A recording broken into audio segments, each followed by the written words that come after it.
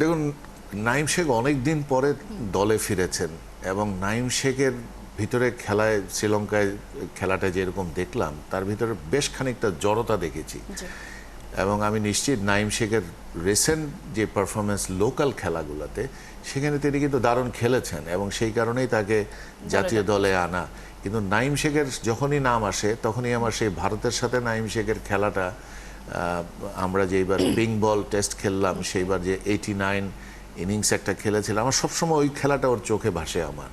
কিন্তু উনি ইদানিংকালে কিন্তু হারিয়ে গেছেন এবং সেই অনুযায়ী যারা খেলছেন এখন, এবং সেই জায়গায় খেলাটা শুধুমাত্র এখন অলরাউন্ডার এবং বোলার, এই জায়গাটায় হয়তোবা কোনো একটা কম্বিনেশনে চেঞ্জ আনা যেতে পারে আমাদের, depending on the wickets. Otherwise ব্যাটিংয়ে যারা আছেন সেখানে আমার মনে হয় না নাইম শেখের জায়গা আছে। এবং যদি যে কোনো কারণে নির্বাচকরা অন্যরকম চিন্তাও করতে পারে, এটা আমার ব্যক্তিগত চিন্তা, সেই অনুযায়ী কিন্তু যারা খেলছেন, তানজিম বলেন, ইমন বলেন, সবাই কিন্তু ভালো খেলছে। এবং দুঃখজনকভাবেও থার্ড খেলাতে আমাদের ওপেনিং ইমনকে যে রকম আউটটা দেওয়া হয়েছে, সেটা না দিলে ইমন সেদিনও কিন্তু অনেক ভালো খেলতেন। এবং খেলাতে এটা পার্ট অফ দি গেম, আপনি উইল বি আনলাকি সামডে। সেরকমটা না হলে যারা ব্যাটিংয়ে আছেন, আমার মনে হয় this is probably the best line up. এবং এখানে জাকির আলীও আছেন। জাকির আলী এখন আমার মনে হয় সুস্থ আছেন, উনি তো একটু ইনজুরি ছিলেন। আমাদের কনফিউশনটা আসলে টিমের কম্বিনেশনে আসছে শুধুমাত্র বোলিং সাইডটায়।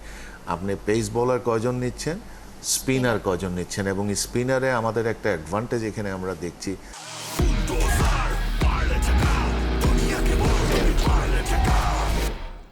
যে আপনি শেখ মাহাদিকে নিচ্ছেন, he is also quite handy batsman.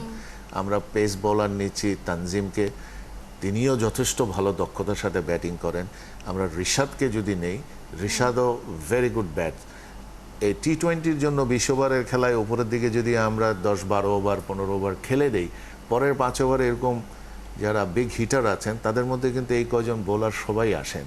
তো সেরকমভাবে আমাদের দলটা কিন্তু আমার মনে হয়, এখন পর্যন্ত আমার মনে হচ্ছে তারা যথেষ্ট শক্তিশালী দলই, এবং we should be having the best one.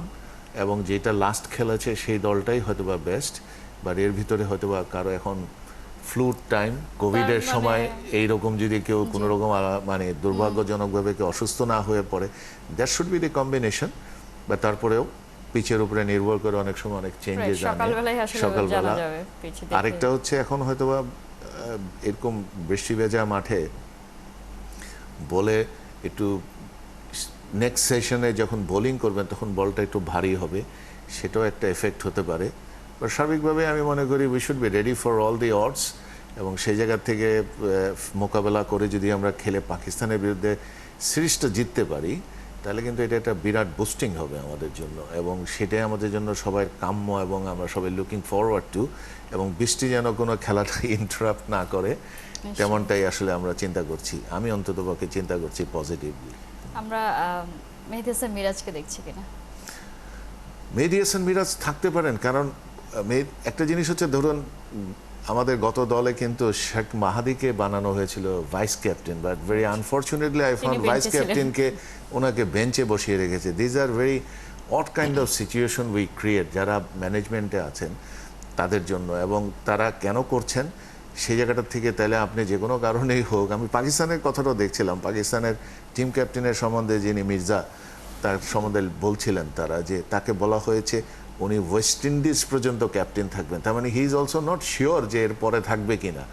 কিছুটা সিমিলারিটি আমরা মাঝে মাঝে বাংলাদেশের সাথে তাদের আচরণে দেখি। আমরা আসলে মেহেদী হাসান মিরাজকে মাহাদিকে, শেখ মাহাদিকে যখন ভাইস ক্যাপ্টেন বানালাম, তার কিন্তু দলে জায়গা অবশ্যই থাকা উচিত, কিন্তু তাকে যখন আমরা বসিয়ে দিচ্ছি, তাহলে আমাদের ওই রকম একটা প্লেয়ারকেই ভাইস ক্যাপ্টেন রাখা উচিত আমি মনে করি, যিনি দলের সাথে অলমোস্ট নিশ্চিত ইনজুরি ছাড়া উনি দলের বাইরে থাকবেন না।